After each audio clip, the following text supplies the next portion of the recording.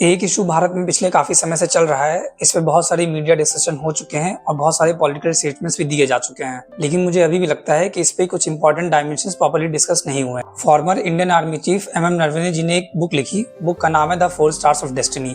इसको पब्लिश किया है पेंगुइन इंडिया ने, जो कि अभी ऑफिशियली रिलीज नहीं हुई है, लेकिन उसके बावजूद उसका रेफरेंस इंडियन पार्लियामेंट में दिया जा चुका है और यहीं से इस सारे इशू ने अपनी रफ्तार पकड़ी है। इस पूरे मैटर को सिर्फ एक पॉलिटिकल कंट्रोवर्सी के रूप में देखना एक इनकम्प्लीट एनालिसिस होगा।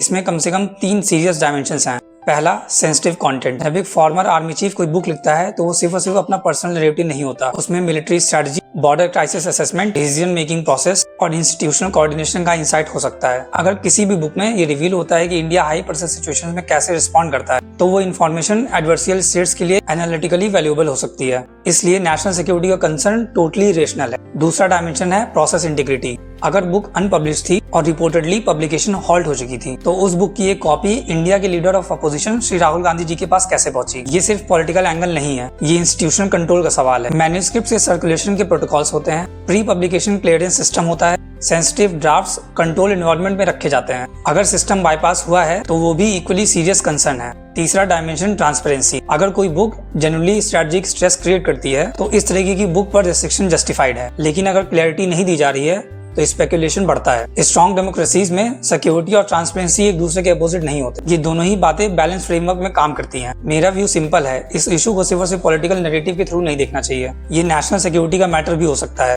ये इंस्टीट्यूशनल लैब्स का भी मैटर हो सकता है और पॉसिबली दोनों का कॉम्बिनेशन हो। आप इसको कैसे देखते हैं? सिक्योरिटी कंसर्न, प्रोसेस फेलियर या ट्रांसपेरेंसी गैप? आप अपने थॉट्स इस पूरे ही इशू पर कमेंट्स में बता सकते हैं। For more such content follow me.